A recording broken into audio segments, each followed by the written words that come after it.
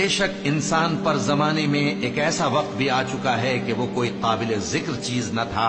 ہم نے انسان کو ملے جلے نطفے سے پیدا کیا تاکہ اسے آزمائیں، تو ہم نے اس کو سنتا دیکھتا بنایا. یقیناً ہم ہی نے اسے رستہ بھی دکھا دیا. اب خواہ شکر گزار ہو خواہ ناشکرا. بے شک ہم نے کافروں کے لیے زنجیریں اور طوق اور دہکتی آگ تیار کر رکھی ہے.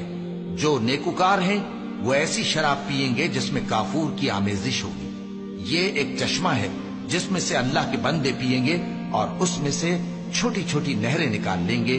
یہ لوگ نظریں پوری کرتے ہیں اور اس دن سے جس کی سختی پھیل رہی ہوگی خوف رکھتے ہیں، اور باوجود کہ ان کو خود کھانے کی چاہت ہوتی ہے مگر فقیروں اور یتیموں اور قیدیوں کو کھلاتے ہیں، اور کہتے ہیں کہ ہم تم کو محض اللہ کی خوشنودی کے لیے کھلاتے ہیں، نہ تم سے بدلہ چاہتے ہیں اور نہ شکر گزاری.